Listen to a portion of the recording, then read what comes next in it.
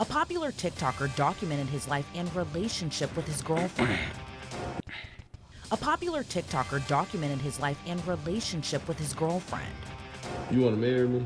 Yeah. Are you asking me to marry you right now? Yeah, right. You gonna marry me? Yes. We're married. Okay. I'm just playing though. I never married your sorry.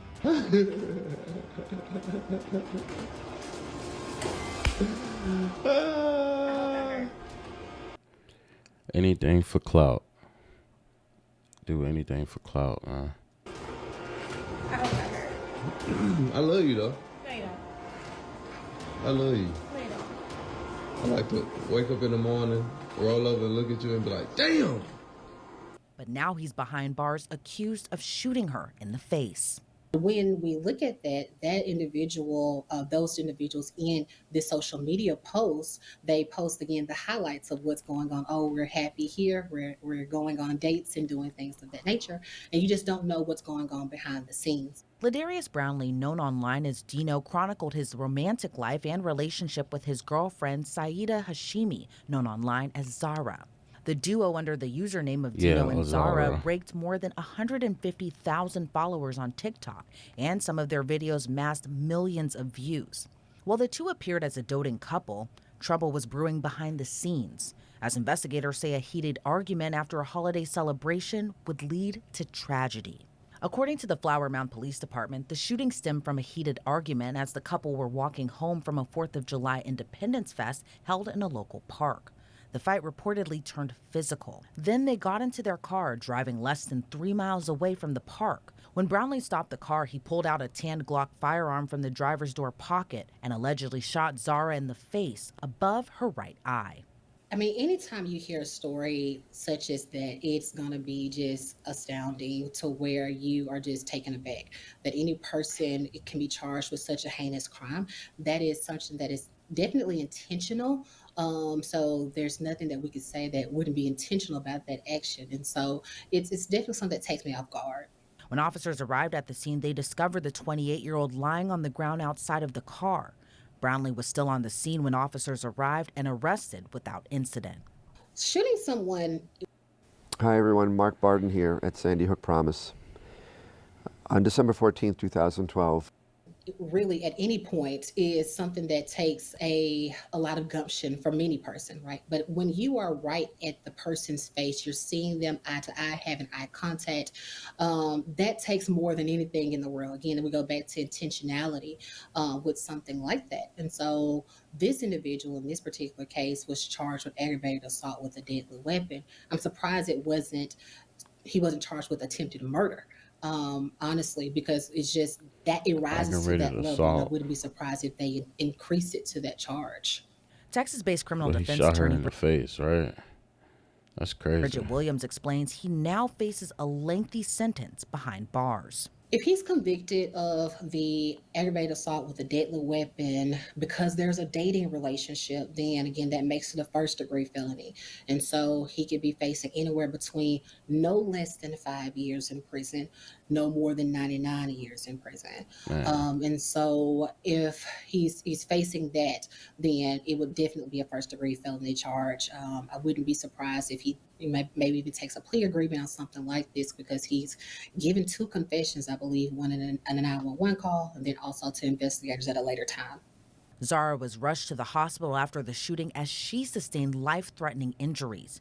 And at this time, her condition is unclear.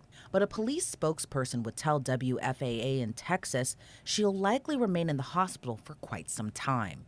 Jail records show Brownlee faces charges including aggravated assault with a deadly weapon and deadly conduct discharging a firearm. But Williams explains those charges could change if Zara's condition takes a turn for the worst. Whenever a person is charged immediately, sometimes the police department will charge the person with something that they know that they can prove. In this particular instance, the person is being charged with aggravated assault with a deadly weapon. Okay, we know that he assaulted her. It was aggravated because there was a weapon that was involved. It's a deadly weapon. That's a pretty much straightforward case there, right? And normally that charge is going to be a second-degree felony.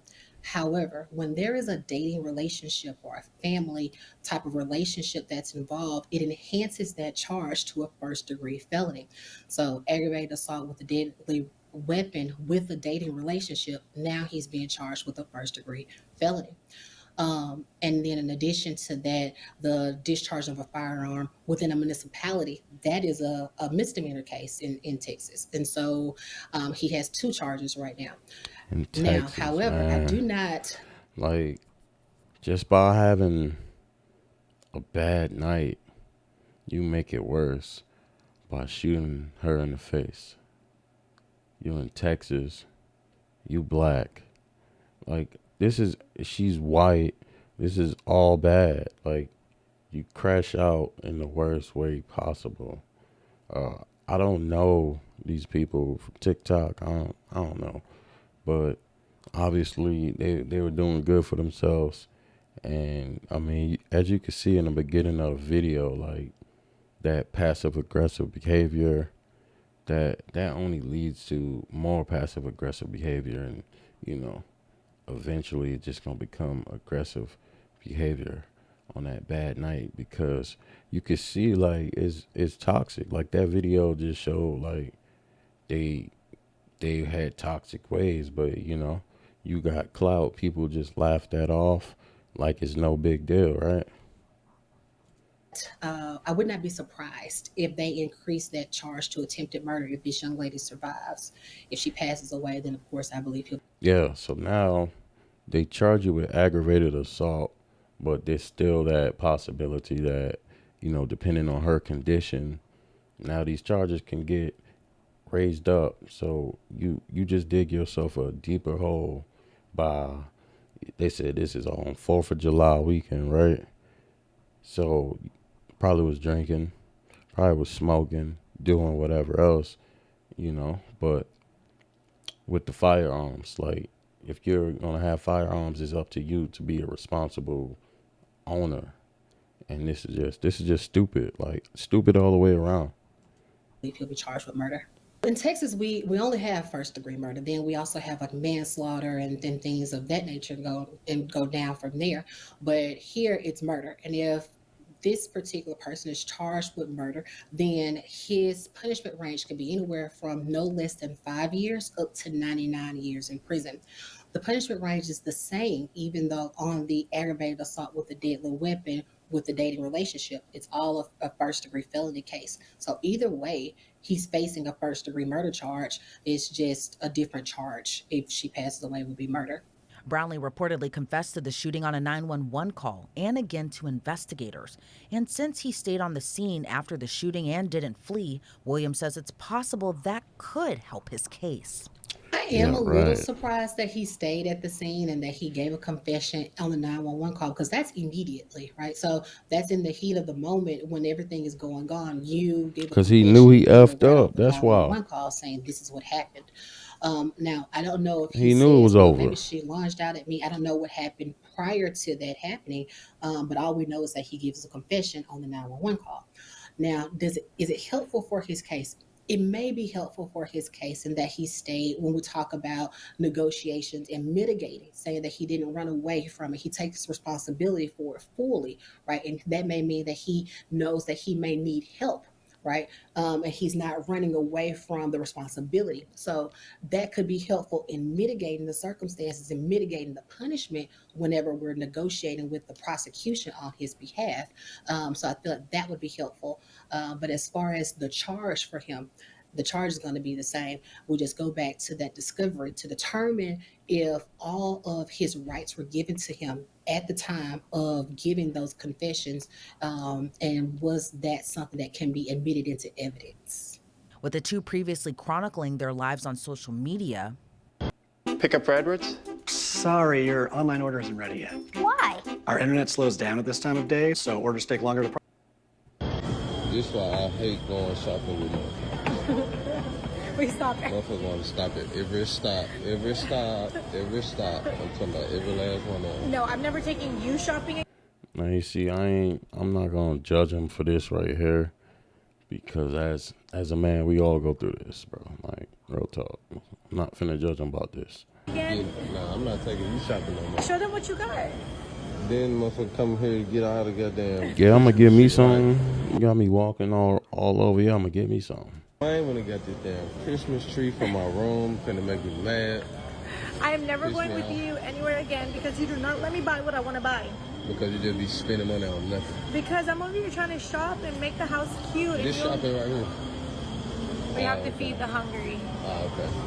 There you go. Thank you so much. Williams explains their online personas might not have shown the full extent of their relationship, as witnesses would tell investigators the two had been verbally and physically violent in the past. I think you hit that right on the nail. Social media is such a highlight reel of everyone's life, and sometimes it's very difficult for several people, millennials, Gen Z, Gen Alpha, when they're looking at social media to compare our lives to things that are going on social media. But when we look at that individual, those individuals in the social media posts, they post again the highlights of what's going on. Oh, we're happy here. We're going on dates and doing things of that nature, and you just don't know what's going on behind the scenes. I think there was some other witnesses who testified that they, or not testified, but talked about that the couple had previous history of having frequent arguments. But those are not the things that you see on social media. You see the highlights, you see the parts where we're in love and happy. And so sometimes it's very difficult for people to make sure they separate that, and you don't know exactly what's going on social media. At this time, Brownlee remains behind bars with a more than $500,000 bond. Whenever a judge takes into consideration giving bond a case, they take into multiple factors into consideration. Is the person a flight risk? Do they have the means to become a flight risk? Does he have the means to escape and go to another country or something like that, right? Is he a danger to himself and others? He is a danger to himself and others. He is being charged with a heinous crime of shooting another person in the face, right? Does he have any community ties? So does he have any people in the community that could be supportive of him? And then lastly, does he have the means in order to post the bond? So there are multiple things that go into consideration when a judge is giving a person a bond, and for that amount that the judge considers to give as well. So now you got to think about that as well. The type of bond he's going to receive is going to play into the type of, man he is, the type of community work, he's done or is not done. That's going to play a part. And the judge starts to look into, all of his background, all of his dealings, You want to be out here toting and be showing guns and be shooting people in the face.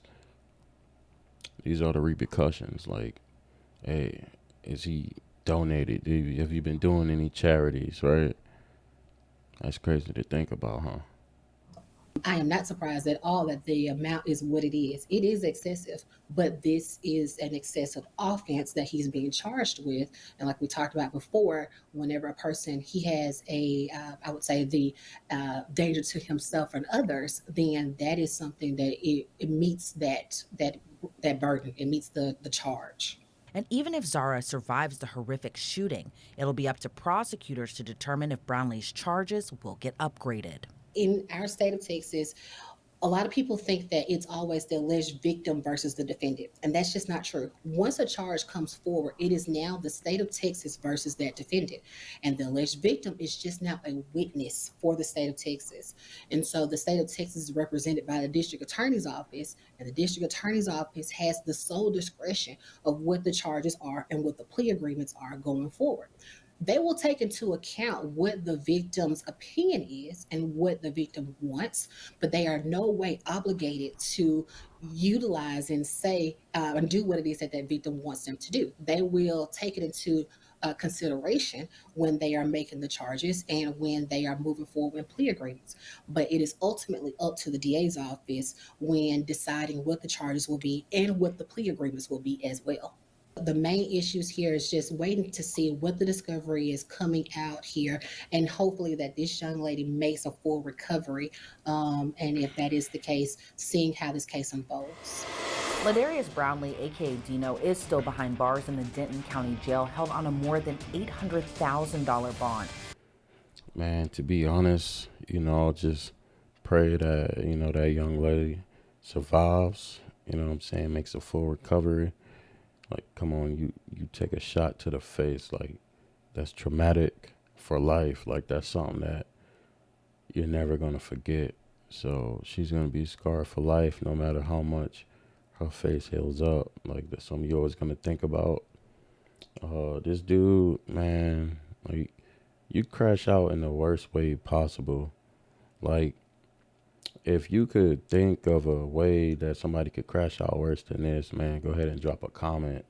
Like, tell me, like, how could you crash out worse than this? Like, it's 4th of July, supposed to be, like, chilling, laid back, whatever you doing, bro. Like, it's already going to be some BS going on 4th of July weekend. So, you just, like, you just made life real hard on yourself. And it's sad. Like, it's sad to keep seeing stuff like this. Like, but if you like this video, go ahead and drop a like, drop a comment, man, subscribe. This is a new YouTube right here, RVT World. It's my first YouTube, and I'm going to be doing a whole lot more. So whoever sees this video, I appreciate you watching. Thank you for watching, and you're going to be seeing a lot more videos. So I appreciate it. Thank you.